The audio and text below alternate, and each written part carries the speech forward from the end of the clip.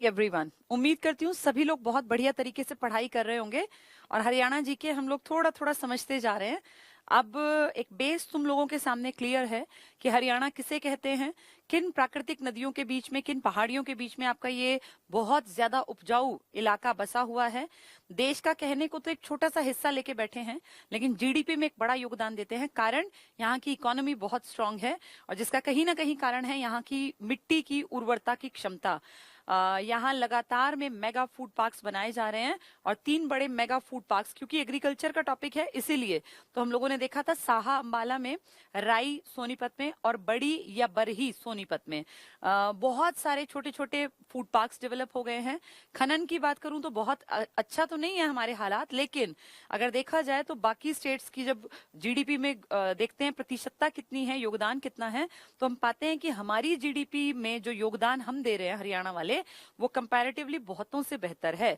तो इसीलिए हरियाणा हर तरीके से देखा जाए तो मिट्टी की बात कर लो, इंडस्ट्रीज की बात कर लो, देश की राजधानी के साथ कनेक्टिविटी की बात कर लो, द सिटी ब्यूटीफुल चंडीगढ़ के साथ कनेक्टिविटी की बात कर लो, तो चारों तरफ से देखने पर एक आभास होता है कि हरियाणा काफी ज्यादा एडवांस्ड पूरे का पूरा राज्य है और जहां की आबादी भी घनी बसी हुई है क्योंकि उपजाऊ क्षमता ज्यादा है। आपके यहाँ लिटरेसी भी ठीक ठाक है। हाँ, कुछ इलाके हैं जहां काम करने की जरूरत है। मेवात जैसे इलाके हैं जिसको आप नूह कहते हैं, फतेहाबाद में भी एजुकेशन के ऊपर थोड़ा सा और काम किया जाना चाहिए। लेकिन ओवरऑल अगर देखें तो आप हरियाणा को एक ये कह सकते हैं कि विकसित अर्थव्यवस्था हरियाणा की है और लगातार जिसमें कि सरकार के पार्ट पर, प्राइवेट सेक्टर्स के पार्ट पर काम जारी है। हम ये भी जानते हैं कि देश में जैसे होता है, ये वाली लाइट ऑफ कर दो, इसका रिफ्लेक्शन बोर्ड पे होगा। जैसे औद्योगिक क्षेत्र की बात करें तो हरियाणा को बहुत सारी बड़ी बड़ी इंडस्ट्रीज, बहुत सारे पूंजीपति अपनी टॉप मोस्ट चॉइसेस में रखते हैं कि हरियाणा में पैसा लगाया जाना चाहिए क्योंकि निवेश के लिए यहाँ बहुत सारे अवसर हैं। तो आप जानते हैं कि रिलायंस की बात करें तो झज्जर आपको याद आता है, नंदा परिवार की बात करें तो आप फरीदाबाद की बात कर सकते हैं, आपके यहाँ एचएमटी की फैक्ट्री पिंजौर में थी तो एटलस की फैक्ट्री आपके सोनीपत में थी। लगातार से काम चल रहा है फुटवेयर पार्क का, जो बहुत ज्यादा बड़े पैमाने पर लगातार किया जा रहा है और ये पार्क आपका है फुटवेयर पार्क, कहाँ पर, बहादुरगढ़ वाला मेन है। काम आपके यहाँ सारे हैं, ऐसा नहीं कि सिर्फ वहां, लेकिन एक होता है ज्यादा फेमस, जैसे सैनिटरी का काम पूरे राज्य में है लेकिन फेमस है बहादुरगढ़ वाला। ठीक है, तो ऐसे ही हमने पढ़ा था पेट्रोकेमिकल्स का मेन कामकाज है आपके करनाल में। अच्छा कोई बात नहीं, वो मैं बाद में करा दूंगी। गुड़गांव वाला एक टॉपिक रह गया, वो फाइल कल खोल देना। ठीक है, कल ये हमें याद है, उसने मुझे बता दिया कि गुड़गांव की फाइल रह गई थी। कोई बात नहीं, आज उसने वो खोल नहीं रखा, टाइम लेगा, 5 मिनट हमारे खराब होंगे, उससे क्या फायदा, कल करा दूंगी। गुड़गांव का एक छोटा सा टॉपिक रह गया था आपके पिछले टॉपिक में से। चलिए आज जो हम टॉपिक शुरू करेंगे, प्रमुख पर्यटन स्थल, ये डायरेक्ट ऐसे पढ़ाऊंगी तो बड़ा मुश्किल दिखेगा, पहले इसके ऊपर थोड़ी सी बातचीत कर लेते हैं। प्रमुख पर्यटन स्थल, आप सभी जानते हैं हरियाणा में पर्यटन के नाम पे अगर मैं बात करूं तो बहुत ज्यादा तो कुछ नहीं है, लेकिन ऐसा कैसे हो सकता है कि जहां इतने ऐतिहासिक युद्ध हुए, जहां आपकी महाभारत का युद्ध रचा गया, वहां कैसे हम कह सकते हैं कि ये बहुत बढ़िया पर्यटन स्थल नहीं है। इसका लॉजिक ये है, इसका कारण ये है कि आपके इलाके के पर्यटन स्थलों पे बहुत बड़े पैमाने पे सरकार ने ध्यान नहीं दिया। पर्यटन स्थल यहाँ ढेर हैं, अकेले कुरुक्षेत्र के इर्द गिर्द 360 तीर्थ स्थल है। आप इमेजिन कीजिए, 360 कम नहीं होते, लेकिन आपके हरियाणा में पर्यटन पे उतना ध्यान नहीं दिया और बहुत सारी इमारतें तो टाइम बीतते बीतते पहले धीरे धीरे कमजोर पड़ी, खंडर बनी और बहुत सारी गायब ही हो गई। जो बची खुची थोड़ी बहुत चीजें हैं वो एएसआई, आपकी राज्य सरकार थोड़ा कोशिश कर रही है। और हरियाणा ने टूरिज्म के बारे में कभी प्लान ही नहीं किया था, लेकिन जब हरियाणा टूरिज्म डिपार्टमेंट बना सरकार की तरफ से, जिसका सिंबल वो नाचता हुआ एक मोर है, तो फिर हमें लगा कि टूरिज्म से भी पैसा कमाया जा सकता है। दिल्ली आप देखिए, कितना सारा पैसा दिल्ली में, लाखों रुपए की इनकम है टूरिज्म के पार्ट पर। कैसे, दिल्ली के लाल किले चले जाओ तो आपको विदेशी दिखेंगे, कितने सारे इंडियन तो हैं ही हैं। आप दिल्ली के कुतुब मीनार चले जाओ तो कितने ही विदेशी घूमने आते हैं। आप दिल्ली के हुमायूं टॉम्ब चले जाओ तो ढेरों विदेशी आपको, मतलब दिल्ली में कोई ऐसा स्पॉट नहीं है, कोई ऐसा मॉन्यूमेंट नहीं है जहां आपको विदेशी ना मिले। और हमारी एंट्री अगर 30 रुपए की होती है ना, तो विदेशियों की एंट्री के 250 रुपए और 1200 रुपए और 1000 रुपए इतने लगते हैं। यानी दिल्ली अट्रैक्ट करता है विदेशियों को, तो हरियाणा क्यों नहीं अट्रैक्ट कर सकता? यहाँ तो माइथोलॉजी की सारी कहानियां ही हरियाणा में रची गई हैं। कहते हैं वेदों की रचना यहाँ हुई, भगवानों का खुद का जन्म यहाँ हुआ, न जाने कितने बेहतरीन ऋषि मुनियों ने यहाँ जन्म लिया। ये ऐसे ही थोड़ी इतनी बड़ी भूमि जिसकी आज गाथा अपने वेद पुराणों में लिखी है, ऐसे ही बड़ी नहीं बनी। तो यहाँ ऐतिहासिकता के तौर पे अगर बात करें तो ढेरों स्थल हैं, लेकिन दिक्कत यह है कि पर्यटन के ऊपर ध्यान नहीं दिया गया। अब धीरे धीरे सरकारें एक्टिव हो रही हैं और आज की डेट में आपके हरियाणा में 43 ऐसे बढ़िया केंद्र डेवलप किए गए हैं जहां लोग घूमने चले जाते हैं। मतलब ऐसा नहीं कि विदेशी आते हैं बहुत ज्यादा, पर कम से कम हरियाणा के लोग तो जाने अपने हरियाणा को। अब आप और मैं अगर हम अपने आप को देखें तो हमने भी अपने पूरे हरियाणा को आज तक नहीं देख लिया। हरियाणा का बहुत कम हिस्सा है जो आपने और मैंने देखा है। और अगर बात करें ऐतिहासिकता की तो ये देखो पानीपत कितनी पास है, लेकिन पानीपत के तीनों युद्धों की भूमि देखने कितने लोग गए आप में से कि अच्छा यहाँ पे पानीपत का पहला लड़ाई हुई थी, या तराइन का मैदान आप में से कितने लोगों ने देखा? तो यानी है सब कुछ यहीं पर। जब हम ही इंटरेस्ट नहीं लेते तो विदेशी कहाँ से लेंगे? तो पहली चीज तो है कि अपनी इस मिट्टी को, इस पावन धरती को हम जाने, और जानने की शुरुआत होती है पढ़ाई से। जब पढ़ेंगे तब अपने आप मन करेगा कि यार कभी अगर कुरुक्षेत्र जाने का मौका मिले तो हम भी ब्रह्म सरोवर देखाएं। कुरुक्षेत्र में अगर कभी पेपर देने जाओ तो तुम वहां कई चीजें देख के आ सकते हो, और बहुत पास पास है। मैंने देखा है इसलिए बता रही हूँ। कुरुक्षेत्र तो पूरा हरियाणा तो नहीं देखा, लेकिन कुरुक्षेत्र एक दिन ऐसा मौका मिला था कि हम लोग गए थे और वहां ये ब्रह्म सरोवर, ज्योतिसर सरोवर, ये सब देखा था। चलते फिरते ही देखा था, लेकिन ये है कि एक दिमाग में एक पिक्चर है कि हाँ ऐसा है ब्रह्म सरोवर। अब पढ़ाना मुझे आसान दिखता है क्योंकि मैंने वो देख लिया। हांसी का किला देख रखा है तो वो भी लगता है कि हाँ पढ़ाना आसान है।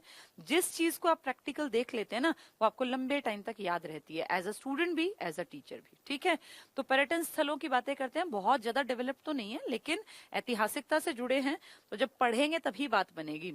ये नोट्स में तो सारे हैं, पीडीएफ में सारे हैं, लेकिन ऐसे अगर मैं सीधे पढ़ाऊंगी तो तुम्हें कुछ भी समझ में नहीं आएगा।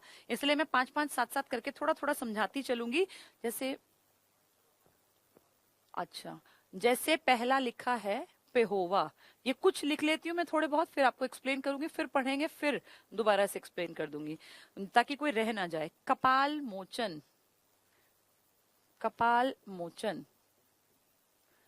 तीसरा हमारा है श्री कालेश्वर महादेव मठ, श्री कालेश्वर महादेव मठ।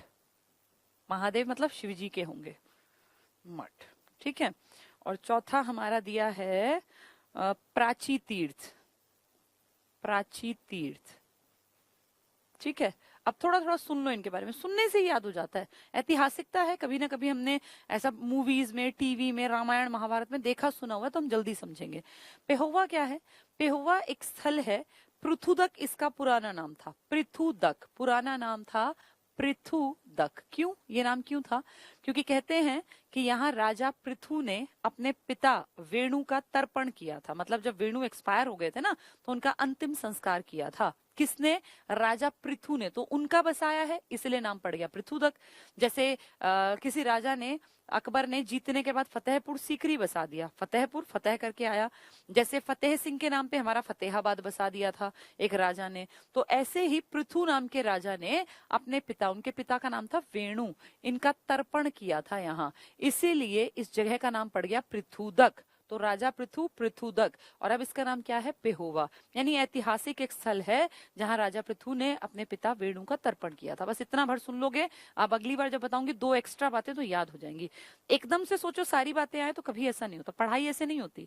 जब 6th क्लास में फोटोसिंथेसिस पढ़ाते हैं तो 2 बात बताते हैं, फिर 7th में पढ़ाते हैं तो 4 बताते हैं, जब 8वीं में पढ़ाते हैं तो और डिटेल, और जब 10वीं में पढ़ाते हैं तो फोटोसिंथेसिस के 2-3 पेज पढ़ाते हैं। वो चाहे तो छठी में ही पढ़ा दें, लेकिन छठी में पढ़ाएंगे तो वो समझ में नहीं आएंगे। यही पढ़ाई के साथ है। जब पढ़ा रही हूँ, पहली बार पृथुदक सुन रहे हो, पेहोवा सुन रहे हो पढ़ते टाइम पर्यटन में, तो हमें ये याद रखना है कि यहाँ पृथुदक इसका पुराना नाम क्यों है? क्योंकि राजा पृथु था जिसने अपने पिता वेणु का तर्पण किया। बस ये 2 बात याद रखो, अभी इतना ही। फिर जब आगे दोबारा बढ़ेंगे ना कभी पेहोवा, तो हम और तीसरी चौथी बात जानेंगे। कपाल मोचन, ये कपाल मोचन ही सोम सरोवर कहलाता है। सोम सरोवर, सोम होता है सोमरस मतलब अमृत, तो सोम सरोवर कहलाता है। इसकी खासियत है, कपाल मोचन में गुरुद्वारा भी है जो सिख धर्म को दिखाता है, और यहाँ मंदिर भी है। तो इससे ये दिखता है कि हिंदू सिख एकता का प्रतीक है आपका कपाल मोचन। गुरुद्वारा और मंदिर दोनों स्थित है यहाँ। इसी को सोम सरोवर भी कहते हैं। सोम मतलब अमृत, तो अमृत का सरोवर है। प्राचीन बहुत सारी कहानियां हैं, फिर कभी उसके बारे में बात करेंगे। अभी दो दो तीन तीन चार चार बात सुनते चलो बस। कपाल मोचन का ही नाम सोम सरोवर है और इसमें गुरुद्वारा भी है कपाल मोचन में और मंदिर भी है। तो हिंदू मुस्लिम एक, ये हिंदू सिख एकता।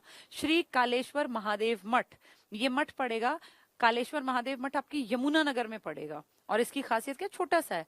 आप कभी जाएंगे यमुनानगर को, अगर आप क्रॉस करते हैं, कलेसर का नेशनल पार्क आता है, तो वहां से आप बिल्कुल रोड बहुत सुंदर है, बहुत ही सुंदर, दोनों तरफ ऐसे ग्रीन, लगता ही नहीं है कि हरियाणा है, और ऐसे बहुत ही खूबसूरत रास्ता फील होता है। यहीं पे चलते चलते आप अगर जैसे हरियाणा से आप उत्तराखंड की तरफ जाएं तो राइट हैंड साइड में पड़ेगा, और उत्तराखंड से आएंगे तो लेफ्ट हैंड साइड में महादेव, कालेश्वर महादेव मठ छोटा सा है, कोई ऐसे बहुत तामझाम टाइप का नहीं है, लेकिन ये इंपॉर्टेंट इसलिए है क्योंकि इस धरती पे कहा जाता है 12 मठ है, टोटल 12 मठ हैं, जिनमें तमिलनाडु का मठ भी बहुत इंपॉर्टेंट है। इनफैक्ट ज्यादा लोग तो उसी की बात करते हैं, रामेश्वरम का मठ, रामेश्वरम, रामेश्वरम मठ, ठीक है। लेकिन जितना रामेश्वरम मठ इंपॉर्टेंट है, इतनी ही इंपॉर्टेंस इतिहास में कभी आपके कालेश्वर महादेव मठ की थी। अब आप जाएंगे तो आपको हार्डली कोई इक्का दुक्का आदमी मिलेगा, ज्यादा भीड़ भाड़ नहीं है, ना ही ज्यादा फेमस। आप देखो, आप ही को नहीं पता, आप हरियाणा में रहते हो तो दुनिया में से घूमने कौन आएगा। तो इसको धीरे धीरे पढ़ पढ़ के अपनी अगली पीढ़ी तक पहुंचाएंगे तो ही तो संस्कृति से सब परिचित होंगे। अब प्रॉब्लम यह है, जब हमें नहीं पता, अगले बच्चों को नहीं बताएंगे, फिर अगली पीढ़ियां भूल ही जाएंगी। धीरे धीरे हरियाणा की ऐतिहासिकता ऐसी तो दब गई मिट्टी में, क्योंकि ये किताबों में पढ़ी और पढ़ाई ही नहीं गई। जो चीजें टीवी में देखी वो तो समझ में आ गई, लेकिन उनकी जहां इंपॉर्टेंस है, जहां वो लड़ी गई। महाभारत मुझे ध्यान है, हम बचपन में देखते थे और कितना खुश होके देखते थे, मैं इस समय हूं, तो बड़ा अट्रैक्टिव हमें आवाज लगती, हम सुनते थे। क्या पता था कि वो इसी मिट्टी में लड़ा गया था, और ये बस सुन रखा था, हस्तिनापुर, कुरुक्षेत्र। लेकिन देखो, जो आम आदमी था उसने कभी ध्यान ही नहीं दिया कि ये हमारे ही राज्य में सब कुछ हुआ था। ये भगवानों के जो विचरण और विवरण है, सब भारत हरियाणा से जुड़े हुए हैं, हम तो इंडिया के तौर पे देखते थे। तो ये जो रामेश्वरम मठ है तमिलनाडु का, इसी की टक्कर का हरियाणा में भी मठ है, कालेश्वर महादेव मठ। वहां विदेशी घूमने आते हैं, अपने राज्य में अपने लोग ही नहीं जानते, क्योंकि पढ़ा और पढ़ाया नहीं जाता। अब लेकिन जानेंगे।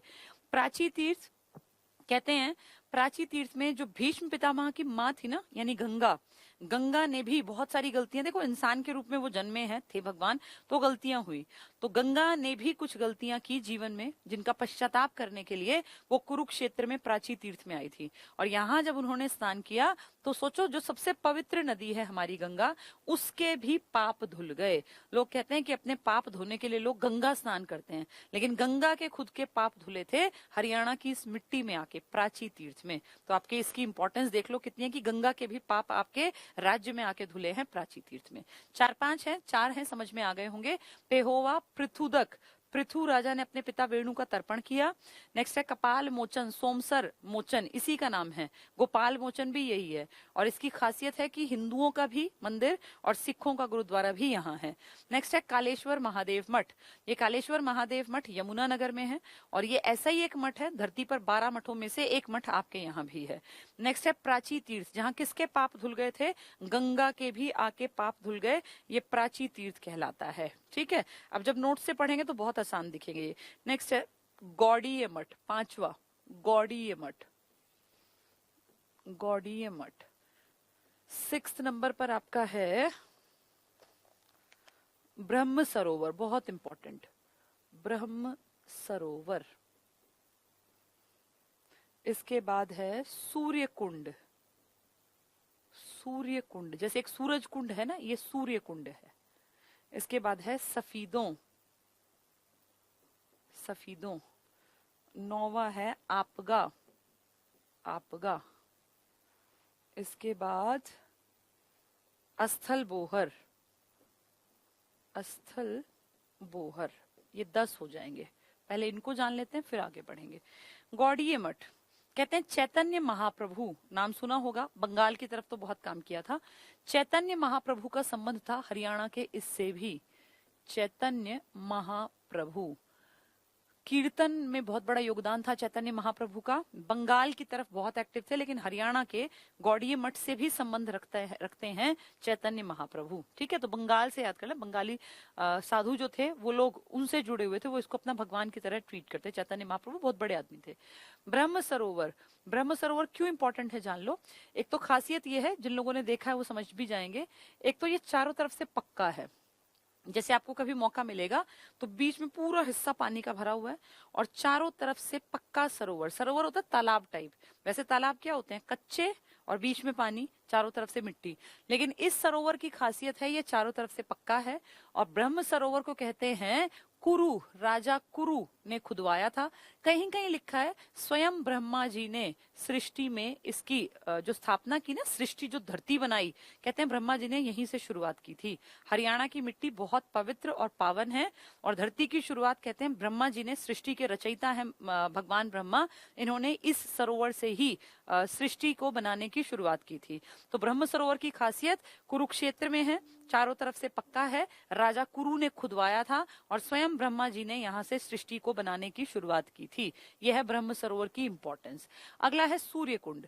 सूर्य कुंड जो पड़ता है, सूरज कुंड आपका फरीदाबाद वाला, ये सूर्य कुंड है। ऐसी मान्यता है कि सूर्य भगवान की आराधना, कुंड होता है तालाब, आराधना यहाँ की जाती है। और यहाँ पे स्नान करने से अगर किसी महिला के बच्चे नहीं है या निसंतान है, तो ऐसी मान्यता है यहाँ स्नान करने से निसंतान औरतों को भी संतान की प्राप्ति होती है, ऐसी पुरानी मान्यता है। तो कौन सी जगह है वो, सूर्य कुंड। सफीदों की बात, अच्छा ब्रह्म सरोवर, एक और पॉइंट मुझे याद आ गया, ब्रह्म सरोवर की इंपॉर्टेंस है। आप देखना बहुत पुराना एक आदमी था, अबुल फजल। किसके दरबार में था ये अबुल फजल? अबुल फजल अकबर के नवरत्नों में था, नवरत्नों में था। साउंड बढ़ा दो तो तुम एक बार नीरज से बात करो, कुछ टेक्निकल है ये। तो अबुल फजल जो आदमी है, ये अबुल फजल ये अकबर के नवरत्नों में था। ये आदमी राइटर था, इसने एक किताब लिखी थी, उसमें भी इस ब्रह्म सरोवर का जिक्र किया है। तो ये बहुत बड़ी बात है। ऐसे ही एक आदमी है अल बरूनी। अल बरूनी, अल बरूनी ने एक किताब लिखी थी, किताब उल हिंद। किताब उल हिंद, इस किताब में भी इस सरोवर का जिक्र है। इसका मतलब ये सरोवर कुछ तो इंपॉर्टेंस रखता होगा, वरना विदेशी अलबरूनी क्यों लिखता है इसके बारे में? या अबुल फजल जो कि एक मुस्लिम है और जो इस्लाम धर्म को बहुत अच्छे ढंग से मानता है, वो क्यों लिखता है इस सरोवर की खासियत? तो ब्रह्म सरोवर में कुछ तो रहा होगा जो विदेशी आने वाले राइटर्स ने और इस्लाम धर्म को खास मानने वाले लोगों ने भी इस सरोवर के बारे में अपनी किताबों में लिखा है। तो इससे लगता है कि कुछ ना कुछ जरूर इस सरोवर में ताकत रही होगी। नेक्स्ट है सफीदों। सफीदों आपका पड़ता है जींद में, और जींद के सफीदों में एक राजा थे, उन्होंने, उनके पिताजी को एक सांप ने काट लिया था। जन्मेजय, सुना भी होगा आपने, जन्मेजय, परीक्षित। तो जन्मेजय जो हैं, इनके सर्प दमन यज्ञ का वर्णन इसमें किया जाता है। और ऐसा माना जाता है कि सांप के काटने के बाद जब उनके पिताजी चल बसे, तो उन्होंने सांपों के दमन करने के लिए एक बहुत बड़ा अग्निकुंड बनवाया और उसमें फिर ऐसे यज्ञ मंत्रोच्चारण करवाए कि आसपास के जितने सांप थे वो अपने आप उड़ उड़ के और उस अग्निकुंड में आके गिरने लग गए, और इस तरह सारे सांपों को भस्म कर दिया, सबका दमन कर दिया। इसे नाम दिया गया हिस्ट्री में सर्प दमन युग, ये सर्प दमन यज्ञ। तो ये कहाँ किया गया था सर्प दमन? सफीदों में, जींद, परीक्षित और जन्मेजय, दोनों इंपॉर्टेंट है नाम। ठीक है। आपगा, ये एक जगह है, इसी को पहले आपया भी कहते थे। यहाँ एक नदी बहती है, तो आपगा या आपया एक ही जगह है। ऐतिहासिकता ये है कि पुराने टाइम में यहाँ काफी सारे लोगों का आना जाना था, ऐतिहासिक पर्सनालिटीज का, इसलिए इंपॉर्टेंट है। अस्थल बोहर आप जानते भी होंगे, रोहतक में एक एरिया है, यहाँ बाबा मस्तनाथ यूनिवर्सिटी भी है। और अस्थल बोहर में कनफटे साधु रहते हैं, कनफटे। तो कनफटे साधु कहाँ रहते हैं आपके हरियाणा में? अस्थल बोहर में। बाबा मस्तनाथ यूनिवर्सिटी यहाँ पर है। और ये जो कनफटे साधु है ना, ये गोरखनाथ को अपना गुरु मानते हैं, नाथ संप्रदाय को फॉलो करते हैं और ये अपना गुरु मानते हैं गोरखनाथ को। कनफटे साधु। चैतन्य महाप्रभु कहाँ थे? गौड़ीय में। ये अलग अलग है, कहीं इनको मिक्स कर दो। यहाँ कौन है? यहाँ अस्थल बोहर में आपके जो ये यूनिवर्सिटी है, एक तो ये याद रखनी है कौन सी यूनिवर्सिटी है। जैसे यूनिवर्सिटी बहुत सारी है रोहतक में, तो ये बाबा मस्तनाथ यूनिवर्सिटी अस्थल बोहर में है। इसके अलावा अस्थल बोहर में रोहतक में पड़ता है, ये भी पता हो। और 2-3 बातें जो मैंने आपको बता दी, ठीक है। एक्चुअली ये हैं बहुत सारे, एक दिन में सारे पूरे करना बहुत मुश्किल होगा, तो मेन मेन बातें बता रही हूँ, फिर जब पढ़ोगे तो तुम्हें आसान दिखेगा। चलो थोड़ा सा आगे बढ़ते हैं। नेक्स्ट पे पहुंचे हम लोग, अस्थल बोहर हो गया, गोरखनाथ, इसके बाद चंद्रकूप। नेक्स्ट है चंद्रकूप, इसके बाद है कुबेर तीर्थ। कुबेर तीर्थ ये भी चैतन्य महाप्रभु का है। ज्योतिसर सरोवर, ज्योतिसर सरोवर। इसके बाद पुष्कर तीर्थ, पुष्कर तीर्थ। इसके बाद नरकातारी, नरकातारी। इसके बाद बाणगंगा, बाणगंगा। ठीक है, इतना पढ़ते हैं फिर आगे बढ़ेंगे। अब ये सारी जगह आपके हरियाणा में है और ज्यादातर ये कुरुक्षेत्र, रोहतक या फिर यमुनानगर और इस वाले एरिया में है। तो पहली लिखिए चंद्रकूप। ये कुआं था, कूप मतलब कुआं। कहते हैं जब पांडवों के युद्ध में जीतने के बाद भगवान कृष्ण ने युधिष्ठिर को कहा था कि इस तरह का कुआं खोदो। तो ये जो कुआं खोदा गया था युधिष्ठिर के द्वारा, किसके कहने पर? भगवान श्री कृष्ण के, इसको नाम दिया गया है चंद्रकूप। नेक्स्ट है कुबेर तीर्थ। कुबेर तीर्थ भी चैतन्य महाप्रभु से ही संबंधित है, जैसा गौड़ीय मठ था। कुबेर तीर्थ, कुबेर और गौड़ीय दोनों नाम किसके साथ टिक करोगे? चैतन्य महाप्रभु। वैसे वो बंगाली साधु हैं, चैतन्य महाप्रभु की जो पूजा करते हैं ना, बंगाल में फेमस बंगाली साधु। हमारे यहाँ कनफटे साधु थे, कहाँ पे? अस्थल बोहर। गोरखनाथ को गुरु मानते थे। कौन सी यूनिवर्सिटी थी वहां? बाबा मस्तनाथ। ठीक है, तो कुबेर तीर्थ भी चैतन्य महाप्रभु का। ज्योतिसर सरोवर, अभी ब्रह्म सरोवर पढ़ा था, चारों तरफ से पक्का। अलबरूनी ने किताब में लिखा नाम, अबुल फजल ने किताब में लिखा, ब्रह्मा जी ने सृष्टि की शुरुआत वहां से की। कहते हैं उस सरोवर में ब्रह्मा विष्णु महेश तीनों आके समा गए थे, कुरु ने उसको खुदवाया था। तो बहुत सारी बातें। ऐसे ही दूसरा है ज्योतिसर सरोवर, ये बहुत डिटेल में पढ़ेंगे बाद में जब एक एक चीज को उठाएंगे। अभी लेकिन सिर्फ आज मेन है पर्यटन से एक रूबरू कराना, ताकि आप आइडिया लगा पाए। जब इतिहास में पढ़ेंगे ना कुरुक्षेत्र के बारे में पूरा, तब फिर इसको डिटेल से जानेंगे। ज्योतिसर सरोवर क्या है? वो जगह जहां आपकी सबसे बेहतरीन, जिसको कहते हैं कि पूरी दुनिया की हर क्वेश्चन का आंसर जिस किताब में है वो आपकी गीता है। गीता का जो पाठ ढंग से समझ लेते हैं उन्हें अपने जीवन में कभी भी दिक्कत नहीं आती, क्योंकि हर चीज का आंसर गीता में है कि इंसान के क्या कर्तव्य हैं, क्या गलतियां हैं, क्या नहीं करना चाहिए, क्या करना चाहिए। तो आपकी जो गीता का सार दिया था किसने? भगवान कृष्ण ने। जब अर्जुन ने युद्ध से पहले कृष्ण के सामने घुटने टेके कि मैं लड़ नहीं पाऊंगा, कैसे अपने ताऊ चाचा, अपने भाइयों पे, अपने रिश्तेदारों पे मैं ऐसे अटैक करूं, तब फिर उन्होंने अपना वो विशाल रूप दिखाया और गीता का पाठ दिया था। ये गीता का पाठ आपके कुरुक्षेत्र के युद्ध की ही तो घटनाओं में शामिल है। और इस गीता के पाठ के लिए ही क्या जाना जाता है? ज्योतिसर सरोवर, कि यहाँ गीता का पाठ किया था या गीता का ज्ञान दिया था भगवान श्री कृष्ण ने अर्जुन को। तो उस जगह का नाम क्या पड़ गया है? ज्योतिसर सरोवर। ठीक है। पुष्कर तीर्थ, प से पुष्कर, प से परशुराम। ब्राह्मण वर्ग के जो लोग हैं वो भगवान परशुराम को अपना गुरु मानते हैं, कुल गुरु मानते हैं। ये मानते हैं परशुराम की ही देन है ब्राह्मण, लेकिन ऐसा नहीं है, इनसे पहले भी बहुत सारे ब्राह्मण थे। परशुराम जी जो हैं, इनके पिताजी जमदग्नि, जमदग्नि तुमने सुना भी होगा, कहीं कहीं गाड़ियों पे लिखा होता है जमदग्नि, ये इनके पिता थे। तो परशुराम के पिता जमदग्नि जो थे, इन्होंने कहते हैं यहाँ पे, वैसे पुष्कर ओरिजिनल जो जगह है ना वो आपके राजस्थान में, पुष्कर का मेला लगता है, पुष्कर में तीर्थ है एक, लेकिन एक पुष्कर तीर्थ आपके यहाँ भी है, पोकरी खेड़ी गांव में। कहीं कहीं पोकरी खेड़ी लिखा है, कहीं पोकरी खेड़ी, पकौड़े जैसा लग रहा है सुन के। पोकरी खेड़ी गांव में आपके यहाँ पुष्कर तीर्थ है। और इस पुष्कर तीर्थ की इंपॉर्टेंस ये है कि परशुराम, भगवान परशुराम के पिता जमदग्नि ने आपके यहाँ आके तपस्या की थी। तो सोचो कितनी पवित्र भूमि है, कि कितने पुराने, जिसको ब्राह्मण वर्ग के लोग अपना भगवान का दर्जा देते हैं, उनके पिताजी ने आपके यहाँ पे, जमदग्नि जी ने आपके यहाँ पे यज्ञ किया था। कहाँ पर? पुष्कर तीर्थ में। तो ये पोकरी खेड़ी गांव ही पुष्कर, असली पुष्कर जो है ना, जो जानती है दुनिया, वो राजस्थान वाले को जानती है। नरकातारी बहुत बहुत इंपॉर्टेंट। ये जो 18 दिन की लड़ाई चली थी आपके इतिहास में, पूरे भारत में, जिसको आप महाभारत कहते हैं, पूरे भारत के ऊपर इसका नाम है महाभारत। तो इस महाभारत युद्ध की कहते हैं जहां से शुरुआत हुई वहीं अंत हुआ। ऐसा कैसे हुआ? क्योंकि शुरुआत जिस जगह से हुई थी उसी जगह पे प्राण त्यागे थे। बिल्कुल लास्ट में सब कुछ बंद हो गया, सारे लड़ाई झगड़े सब बंद। लास्ट में जाके अपने प्राण त्यागे थे जो बाणों की शैया पर लेटे हुए थे भीष्म पितामह। भीष्म पितामह को आप सब जानते हो ना, गंगा के बेटे थे ये। और इन्होंने, इनको जो है इनके पिताजी ने क्या वो दिया था कि वरदान, कि तुम जब तक चाहोगे तब तक तुम्हारी सांसें चलेंगी। इच्छा मृत्यु का वरदान था इनको, जब मन करेगा तो मर जाएंगे, नहीं तो अपना जीवन सालों साल हजारों साल चलता रहेगा। तो जब अर्जुन ने इनको बाण मारा, इनको तीर मारे, तो ये धीरे धीरे करके वो तीर इतने, याद होगा ना कैसे गिरे थे, फिर कैसे उसको इतने तीरों की एक पूरी ऐसे बेड टाइप बिछा दिया था। ये वहां लेटे रहे, चाहते तो उसी दिन अपने प्राण त्याग देते, पहला तीर लगते क्यों दर्द सहा।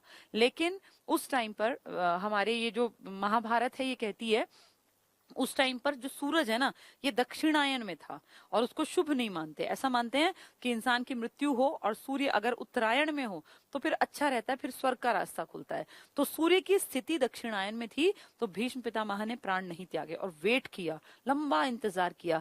युद्ध तो 18 दिन में खत्म हो गया, लेकिन इनका इंतजार काफी चला था। और फाइनली जब दुर्योधन का भी वध हो गया, सब कुछ खत्म हो गया, तो लास्ट में जाके इन्होंने अपने प्राण त्यागे थे। और इसीलिए कहा जाता है कि महाभारत का युद्ध जहां से खत्म हुआ, जहां शुरू हुआ वहीं आके खत्म हुआ। वो जगह कौन सी कहलाई? नरकातारी। तो नरकातारी एक दुर्लभ तीर्थ स्थल है। यहाँ आपकी ये धर्म अधर्म के बीच की लड़ाई शुरू होके और एंड भी यहीं हुआ। तो इसके पीछे की कहानी इंटरेस्टिंग भी और पता भी होनी चाहिए, अगली पीढ़ी को भी बतानी चाहिए। नेक्स्ट है बाण गंगा। जब भीष्म पितामह उस शैया पे लेट गए, भाई बाणों की तीरों की शैया थी, तो भीष्म पितामह ने कहा प्यास लगी है। तो अपने मुंह, उसमें देखा भी होगा महाभारत ने कि अर्जुन जो है लगातार अश्रु धारा बह रही थी कि मैंने कैसे अपने परदादा को ऐसे मारा, तो मैं कितना गलत किया, एक मन में गिल्ट था। लेकिन श्री कृष्ण ने कहा कि देखो धर्म की विजय तभी होगी जब अधर्म का नाश होगा, और अधर्म का नाश तब होगा जब अधर्म के साथ खड़े लोगों को तुम जो है खत्म कर पाओगे, वरना ये बात नहीं बनेगी। और अगर ऐसे चलेगा तो फिर सृष्टि कैसे चलेगी। तो अपने परदादा को ऐसे मार के अर्जुन खुश नहीं थे, लेकिन जैसे एक होता है ना, मजबूरी है, अब क्या करें, कोई ऑप्शन नहीं है।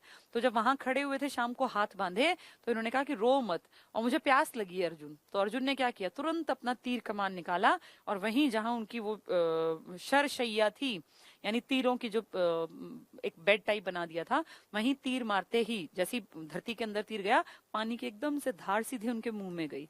और ये जगह कहलाई बाण गंगा, कि एक बाण में गंगा वहां प्रकट हो गई थी। जबकि ऐसा हो नहीं सकता लॉजिकली देखें तो, क्यों? क्योंकि गंगा का रास्ता वो है ही नहीं। पर इतिहास कहता है कि तब तो नदियों के रास्ते अलग हुआ करते थे, तो हो सकता है, ये हमारी मान्यता है कि अर्जुन के एक बाण पर गंगा वहां से निकल आई थी एक धारा के रूप में, और वो धारा सीधे भीष्म पितामह के जो प्यास थी इसको संतुष्ट कर पाई। तो उस जगह का नाम ही क्या पड़ गया? बाण गंगा। तो इससे ये समझ जाओ इसके बिल्कुल पास होगी ये, क्योंकि ऐसा तो नहीं कि 5 किलोमीटर से धार आएगी। भाई वो जो गंगा की धारा है वो आसपास के एरिया से, तो उसी एरिया का नाम क्या पड़ गया? बाण गंगा। कहाँ है बाण गंगा? नरकातारी के पास। नरकातारी में क्या हुआ था? युद्ध स्टार्ट भी हुआ था और युद्ध एंड भी हुआ था। ठीक है, चलो पहले इतने पढ़ा देती हूँ ताकि तुम लोगों को दिक्कत ना हो, फिर उसके बाद आगे पढ़ा दूंगी। यह है हमारा 4th हरियाणा की कला संस्कृति के ऊपर है चैप्टर। और मेजर टूरिस्ट प्लेसेस, जिन लोगों के पास किताब है वो अपनी बुक से भी पढ़ लेना बाद में, पर अब यहाँ एक अंडरस्टैंडिंग के लिए जरूरी है कि हम चीजों को समझ लें। ठीक है, चलो देखो जरा क्या कह रहे हैं ये।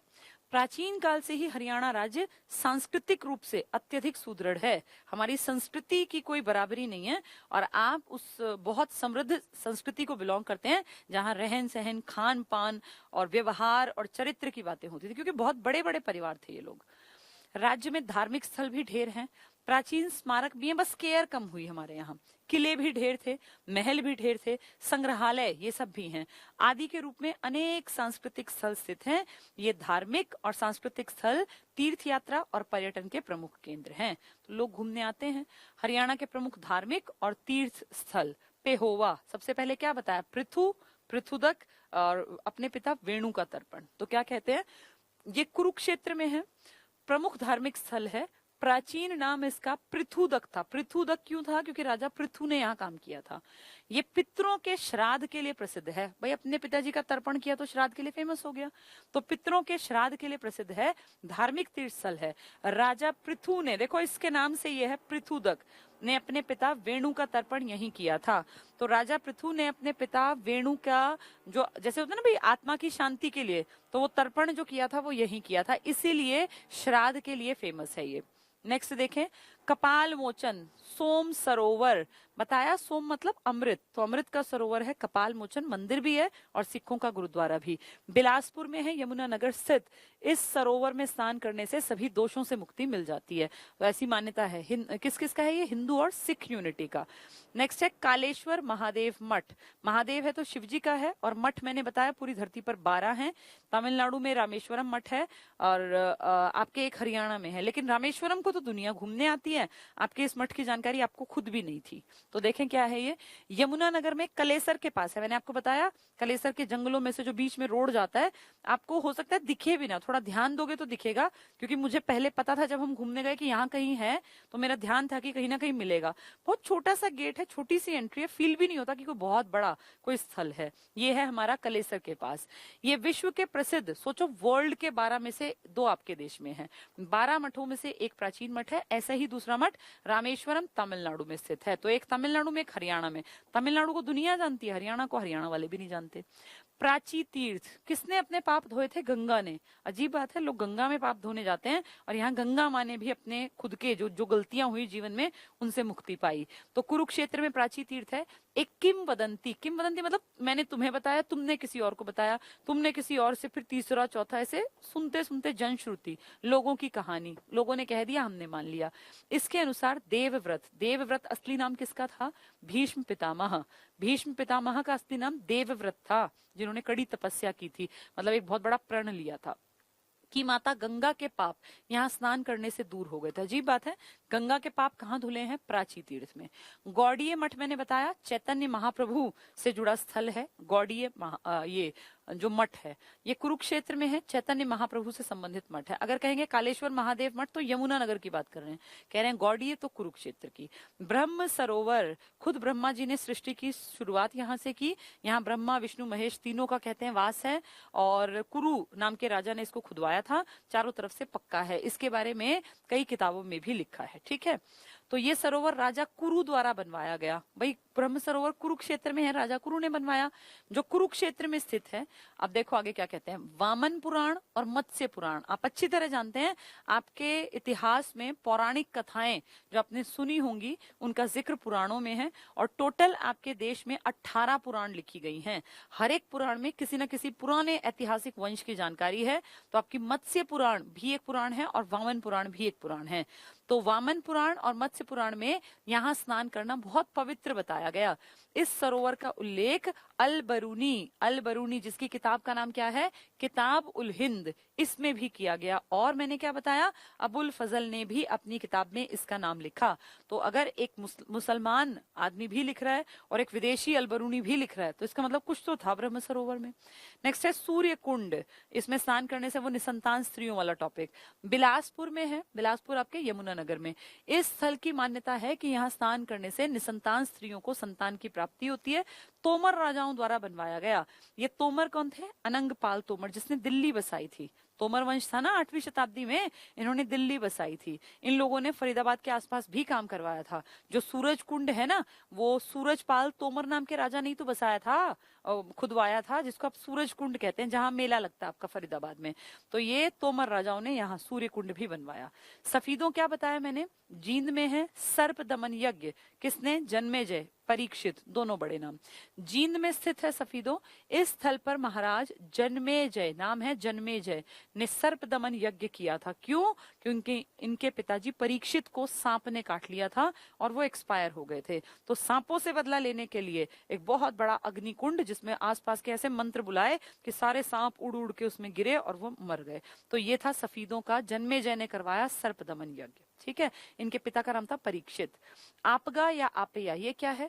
ये तीर्थ स्थल कुरुक्षेत्र में है, आपगा नदी के तट पर है। यहाँ महेश्वर की पूजा, यानी आपके हरियाणा में सबसे ज्यादा जो लगभग देखने में मिलते हैं ना, वो इनके महादेव के मंदिर बहुत हैं। महेश्वर ही तो महादेव हैं, यानी शिव जी भगवान। तो महेश्वर की पूजा की जाती थी आपगा में। अस्थल बोहर मैंने आपको बताया कनफटे साधु रहते हैं, और यूनिवर्सिटी है बाबा मस्तनाथ की वही। अस्थल बोहर रोहतक में स्थित है। इस तीर्थ स्थल पर दर्शनी कनफटे साधुओं को कहते हैं, दर्शनी साधु रहते हैं जो नाथ संप्रदाय से संबंधित हैं। ये गोरखनाथ को अपना प्रथम गुरु मानते हैं। तो गोरखनाथ इनके पहले गुरु हैं। नाथ संप्रदाय, गोरखनाथ गुरु हैं तो उन्हीं के नाम का संप्रदाय है। ये कनफटे साधु हैं और ये कहाँ रहते हैं? अस्थल बोहर में। ये सारी बातें इंपॉर्टेंट हैं। यहीं पे आपकी यूनिवर्सिटी है बाबा मस्तनाथ। तो गोरखनाथ मस्तनाथ यूनिवर्सिटी एक साथ है, ठीक है। नेक्स्ट है चंद्रकूप। ये महाभारत युद्ध जीतने के बाद धर्मराज युधिष्ठिर द्वारा कुरुक्षेत्र में बनवाया गया प्रसिद्ध मंदिर है। और ये किसके कहने पे हुआ था? कृष्ण भगवान के कहने पे। कुबेर तीर्थ, ये भी चैतन्य महाप्रभु से संबंधित है। यहाँ यक्षपति कुबेर द्वारा यज्ञों का आयोजन किया गया था। तो ये बहुत अच्छी, मतलब एक ये लगा लो ऐतिहासिक जगह है। ज्योतिसर मैंने क्या बताया कि जहाँ गीता का पाठ दिया था, गीता का पाठ। तो ज्योतिसर सरोवर कुरुक्षेत्र स्थित इस स्थान पर श्री कृष्ण ने अर्जुन को गीता का उपदेश दिया था। बिड़ला मंदिर, बहुत बहुत काम की चीज, थोड़ा सा सुनना इसको। बिड़ला मंदिर जो देख रहे हो ना आप, ये पूरे देश में ढेर है। एक आपके हरियाणा में नहीं है कि सिर्फ कुरुक्षेत्र में हो। आपके बिड़ला मंदिर पूरे देश में। बिड़ला एक्चुअली एक फैमिली है। बिरला, टाटा बिरला का नाम सुना है ना आपने? तो ये जो बिरला है ना, बहुत बड़ा परिवार है और भगवान की बहुत कृपा रही इनके ऊपर कि ये आजादी से पहले से अमीर थे, बहुत अमीर, बहुत ज्यादा अमीर। जैसे आज रिलायंस आपको दिखता है, बिरला उस टाइम पे इस तरह का और इनसे भी ऊंचे परिवार के माने जाते थे। तो जिसपे भगवान ने इतनी कृपा दृष्टि रखी हो, उनकी मान्यता है भगवानों में, तो उन्होंने देश के कोने कोने में बड़े बड़े मंदिर बनवा दिए। एक भगवान को फोकस करके पूरा मंदिर बनवाया। जैसे हर कोने में भगवान अलग रखे, हमारे कुरुक्षेत्र में उन्होंने कृष्ण भगवान को फोकस रखा। और जो ये बनवाया बिरला मंदिर, इसमें मेनली कृष्ण को ही फोकस में रख के अर्जुन, वो रथ, फिर उस पे कृष्ण भगवान, कृष्ण की मतलब तरह तरह की मूर्तियां रखवाई गई। व्हाइट मार्बल से, सफेद संगमरमर से बनाया गया। बहुत सुंदर मंदिर है, देखने लायक मंदिर है। और बड़ी बात यह है कि इस मंदिर में जगह जगह पर दीवारों पर हमारी गीता के श्लोक लिखे हुए हैं। यानी इंसान को कर्म की तरफ जो खींचे वो हैं गीता के श्लोक, जो आपके यहाँ बिड़ला मंदिर में लिखे हुए हैं। ये आज और कल में बना हुआ मंदिर नहीं है। 1952 में, सोचो आजादी के बाद ही तुरंत में पूरे देश में जगह जगह पैसा लगाया। कहीं इन्होंने कृष्ण का मंदिर बनवाया, कहीं इन्होंने राम का मंदिर बनवाया, कहीं इन्होंने माता का मंदिर बनवाया। जहां बनवाया वहां एक भगवान को फोकस में रखा। तो हमारे यहाँ क्योंकि कृष्ण की नगरी थी ये कुरुक्षेत्र, तो मेनली गीता के लिए जाना जाता है। तो यहाँ गीता को ध्यान में रखते हुए उसके सारे श्लोक लिखवा दिए और फिर वहां पे कृष्ण को ही उनका वो रथ और वो सब कुछ दिखाया गया। ठीक है, ये है बिड़ला मंदिर, कई बार पेपर में आ चुका है, ये 1952 में। नेक्स्ट है पुष्कर। पुष्कर कहाँ है? राजस्थान में। पुष्कर में बहुत बड़ा मेला भी लगता है पशुओं का, लेकिन ये पुष्कर है हमारा। पुष्कर कहाँ है? हमारे जींद में। इस तीर्थ स्थल पर भगवान परशुराम, पुष्कर परशुराम, परशुराम ब्राह्मण समाज के सबसे पुराने, जिसको एक कुल गुरु के रूप में पूछते हैं, वो परशुराम है। इनके पिताजी का नाम था जमदाग्नि। जमदग्नि और जमदाग्नि एक ही आदमी है। जैसे वेणु और अभी पृथु पढ़ रहे थे ना, राजा पृथु ने अपने पिता वेणु का तर्पण किया। जैसे जन्मेजय ने अपने पिता परीक्षित के लिए वो सर्प दमन यज्ञ किया। तो देखो हमारे यहाँ पितृभक्ति शुरू से है। ऐसा नहीं कि अब लोग समझे, लोग पहले भी अपने माँ बाप की बहुत इज्जत करते थे, बहुत सेवा करते थे। तभी आप जितने स्थल पढ़ रहे हैं, देखो बाप और बेटे के रिश्ते कईयों में दिखाई दिए हमें। अब यहाँ भी वही है। भगवान परशुराम, जिनके पिता हैं जमदग्नि, इन्होंने तपस्या की थी।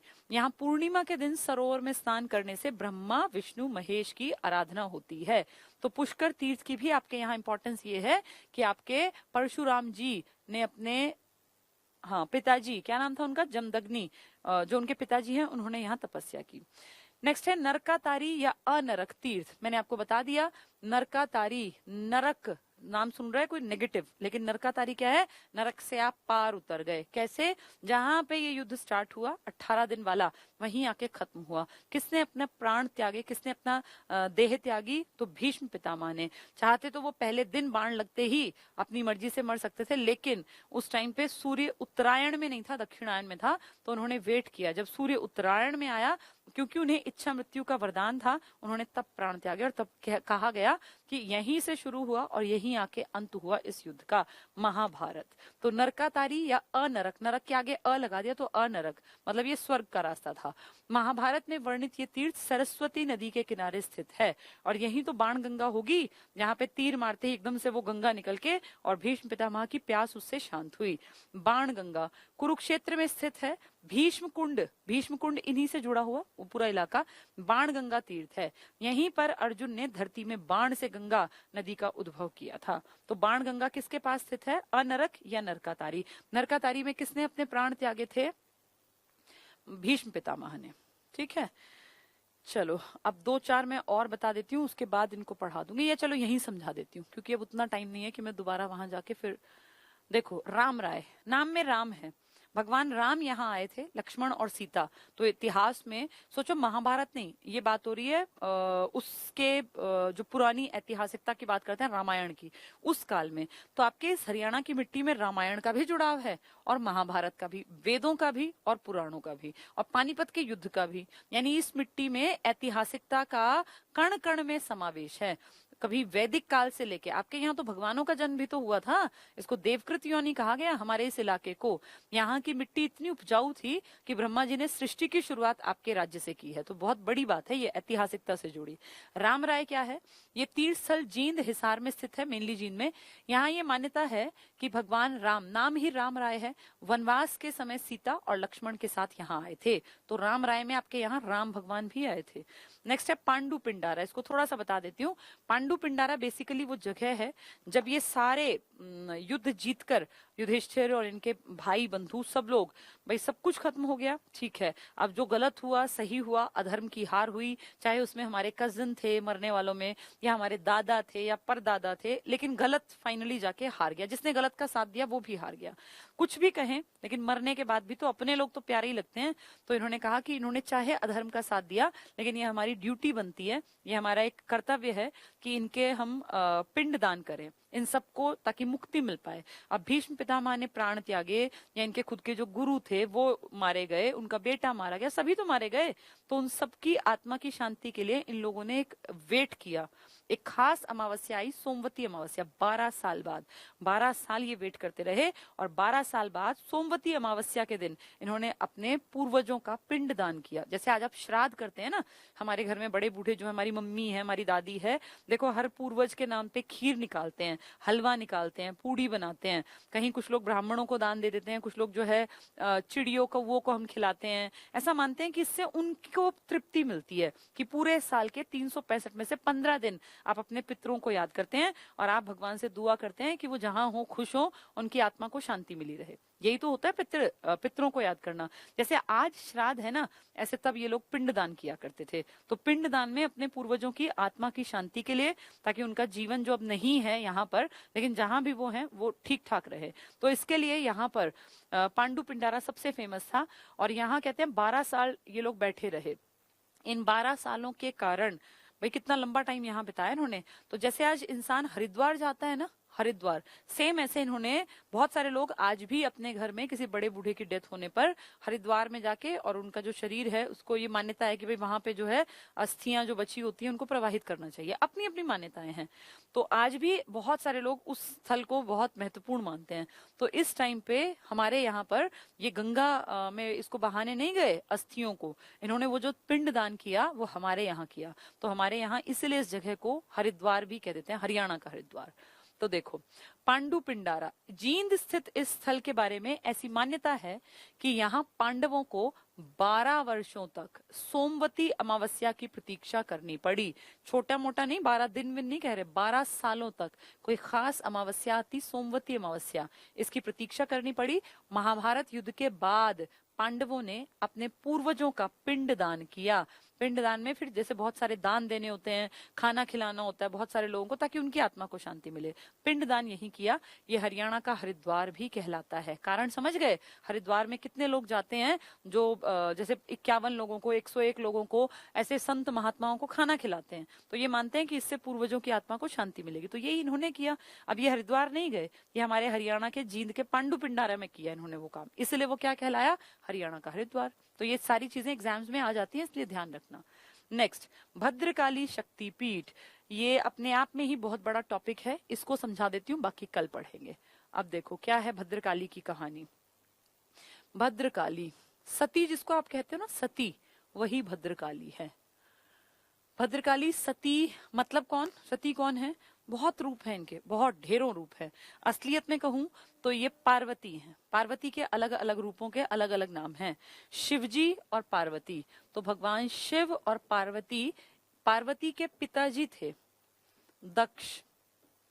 दक्ष नाम के पिताजी, मतलब इनके पिताजी का नाम था दक्ष। तो कहते हैं दक्ष ने, जब इनकी शादी हो गई, पता नहीं किस बात से वो शिवजी से गुस्से में आ गए और उन्होंने एक बहुत बड़ा आयोजन किया, एक यज्ञ करवाया। दक्ष ने, राजा के रूप में थे ये, तो एक बहुत बड़ा यज्ञ कराया। इस यज्ञ में आसपास के सबको बुलाया, सबको न्योता दिया, अपनी बेटी और अपने दामाद को नहीं बुलाया। न शिवजी को पता चला और न ही पार्वती को। जैसे तैसे अनुचरों से, नौकर चाकरों से पार्वती को भनक लग गई कि भाई पिताजी ने ऐसे ऐसे बहुत बड़ा फंक्शन किया, मुझे नहीं बुलाया, हमें कानों कान खबर भी नहीं दी, ना न्योता दिया। तो शिवजी कहीं बाहर गए हुए थे यात्रा पे, तो पार्वती आई अपने घर और उसने अपने पिताजी को कहा, पिताजी आपने जो है बड़ा हमारा अपमान किया, और ये क्यों किया आपने, हमें क्यों नहीं बुलाया? भाई मैं आपकी बेटी हूँ, अपने दामाद से, आप मुझसे आपको कोई शिकायत थी तो आप बताते, आपने ऐसे हमारी बेइज्जती क्यों की? तो कहते हैं उसकी बात का कोई जवाब दक्ष ने नहीं दिया और बड़ा मतलब बेरुखी से अपनी बेटी के साथ पेश आए और ना ही कोई ध्यान दिया, ना ही कोई बातचीत की। तो पार्वती को बड़ा गुस्सा आया, भाई पिताजी का ये कैसा रवैया है, यहाँ पली बढ़ी हूँ, मेरा हक बनता है, भाई पिताजी ने कोई यज्ञ किया तो कम से कम बुलावा दे देते, हम आते नहीं आते तो उसमें बेइज्जती नहीं, लेकिन शिवजी तो बहुत बेइज्जती मानेंगे। और जब दक्ष का ऐसा व्यवहार देखा, दक्ष अपना बाकियों के साथ जो है बातचीत करने लगे, पार्वती नेग्लेक्टेड, तो पार्वती को बहुत अपने आप पे मतलब एक गिल्ट हुआ कि मेरे पिताजी ने ऐसा व्यवहार हमारे साथ क्यों किया।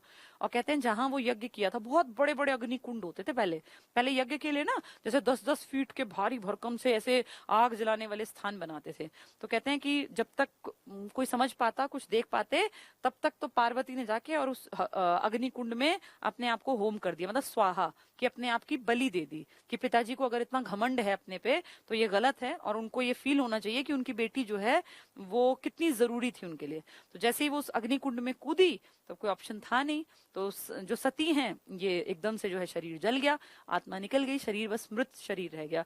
किसी तरह इस बात की भनक लग गई शिवजी को, तो शिवजी तुरंत से गुस्से में आए और शिवजी ने उस जो वो अग्नि कुंड था उससे माँ पार्वती के शरीर को निकाला और जैसे शरीर को लेके किसी से कुछ नहीं बोले और फिर बस ब्रह्मांड की तरफ चल पड़े और घूमते गए, जैसे गुस्सा लगातार बढ़ता गया अंदर ही अंदर। जब ये रौद्र रूप, क्योंकि आप जानते हैं कि शिवजी जो है वो सृष्टि का ध्वंस कर सकते हैं। भाई 3 भगवान है ना, एक तो ब्रह्मा जी जिन्होंने सृष्टि को बनाया, एक विष्णु जो सृष्टि के पालनहार हैं, और एक महेश यानी शिव जी जो सृष्टि को संहार करने की क्षमता रखते हैं, पूरी सृष्टि को खत्म करने की ताकत रखते हैं। तो शिव जी का गुस्सा आना ठीक नहीं है किसी के लिए भी। तो शिव जी जब उस डेड बॉडी को लेके अपने हाथों में ब्रह्मांड के चक्कर काट रहे थे, लगातार गुस्से में बढ़ते जा रहे थे, तो विष्णु ने ये फील किया। और विष्णु की जिम्मेदारी क्या है कि भाई सृष्टि को बचा के रखना है, पालन करता है विष्णु। तो विष्णु ने दिमाग दौड़ाया कि अगर शिवजी का गुस्सा लगातार बढ़ता गया तो सृष्टि का तय है कि सृष्टि खत्म कर देंगे। वो उनकी तीसरी आंख खुली, वो तांडव करेंगे तो सृष्टि खत्म होगी। तो उन्होंने सोचा अब क्या किया जाए। अब शिवजी से बात करने की किसी की हिम्मत नहीं, शिवजी बहुत गुस्से में, भाई जिसकी पत्नी को ऐसे दिन दहाड़े उसके पिताजी के कारण वो जल के मर गई, तो इस बात पे कौन विश्वास करेगा कि पिताजी की कमी नहीं है। अब वो तो मर गई ना, उससे पूछने वाला कौन कि उसने ऐसा डिसीजन क्यों लिया। तो जब शिवजी घूम रहे थे शरीर को ऐसे लेके और एकदम गुस्से में आग बबूला लाल हुए पड़े थे, तो विष्णु ने दिमाग दौड़ाया और विष्णु ने अपना सुदर्शन चक्र छोड़ दिया। और सुदर्शन चक्र घूम घूम के, और शिवजी को कुछ नहीं दिखाई दे रहा, उनको सिर्फ ये लग रहा है कि ये ऐसा कैसे हो गया। तो कहते हैं सुदर्शन चक्र से को जो उन्होंने एक तरह से निर्देश दिया वो ये कि माता पार्वती के शरीर के टुकड़े टुकड़े करके एक एक करके, ऐसे नहीं एक साथ काट दो, एक एक करके, क्योंकि शिवजी तो धुन में, उनको समझ नहीं आ रहे, इतने गुस्से में।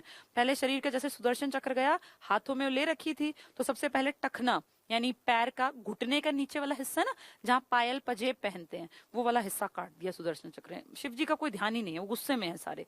तो जहां वो हिस्सा गिरा वो हमारा कुरुक्षेत्र का इलाका था। उसी इलाके को जो आप पढ़ रहे हो ना, भद्रकाली शक्तिपीठ जो हम पढ़ेंगे कल, ये भद्रकाली शक्तिपीठ वही शक्तिपीठ है। और कहते हैं सुदर्शन चक्र ने ऐसे कर करके माता पार्वती के, या अगर यहाँ कहूं तो भद्रकाली के, ये इनका रूप था, भद्रकाली के शरीर के 52 हिस्से कर दिए। एक आधी किताब में 51 भी लिखे हैं।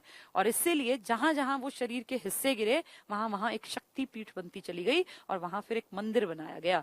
असम में एक बहुत फेमस मंदिर है कामाख्या, माँ कामाख्या मंदिर। ये कामाख्या भी इन्हीं का मंदिर है। किसका? भद्रकाली का। आपके यहाँ भद्रकाली शक्तिपीठ है। कहीं कहीं अलग अलग नामों से जो शरीर के अंग गिरे, उन सब की वजह से आज आपके देश में 52 मंदिर हैं। किसके नाम पर? माँ सती के नाम पर, जिनको आप कहते हैं माता पार्वती, जिनको आप कहते हैं भद्रकाली। तो बहुत सारी शक्तिपीठ हैं। 52 शरीर के टुकड़े हुए थे और वहीं पे आपकी 52 शक्तिपीठ बनी। ठीक है, तो ये है आपकी भद्रकाली की कहानी। ऐसी बहुत सारी कहानियां हैं, हर एक स्थान से जुड़ी कोई ना कोई ऐतिहासिक स्टोरी है। और ये जरूरी है कि हम आने वाली पीढ़ियों को ये बातें बताएं, ताकि उनको ये फील हो कि हरियाणा, जिसको लोग सोचते हैं कि सिर्फ ऐसी फालतू के यहाँ लोगों को बोलना नहीं आता या यहाँ का कोई कल्चर नहीं है, उन्हें पता चले कि इतिहास की सारी चीजें हरियाणा से ही शुरू हुई थी। हरियाणा से ही इस सृष्टि की रचना शुरू हुई थी। हरियाणा इतना उपजाऊ था कि विदेशी भी आके यहाँ बसते थे, इसकी उपजाऊ क्षमता के कारण। इतिहास गवाह है, पुराणों में लिखा है, वेदों में लिखा है। और हम अपनी, चलो हम कहते हैं हमने झूठ भी लिख दिया 1% मान लो, तो अबुल फजल क्यों लिखता? अलबरूनी क्यों लिखता? वो तो हमारे नहीं थे ना, बाहर से आए थे। अलबरूनी विदेशी था, वो हमारी बड़ाई क्यों लिखता? ब्रह्म सरोवर की बात क्यों लिखता? अगर उसे ये लगता कि ये फालतू अपनी अपनी बड़ाई गाते हैं, तो विदेशियों ने भी तो इन चीजों के बारे में लिखा। इसीलिए ये मानना पड़ेगा कि कुछ तो सच्चाई रही होगी इतिहास में। हाँ, इतनी ये एक बड़ी दिक्कत है कि उस इतिहास को गाने वाले और उस इतिहास को सुनने वाले अब नहीं रहे। लेकिन हम पढ़े लिखे लोगों की एक ड्यूटी बनती है कि हम आने वाली पीढ़ी तक जितना हमें पता चले उतना तो कम से कम पहुंचा ही दें।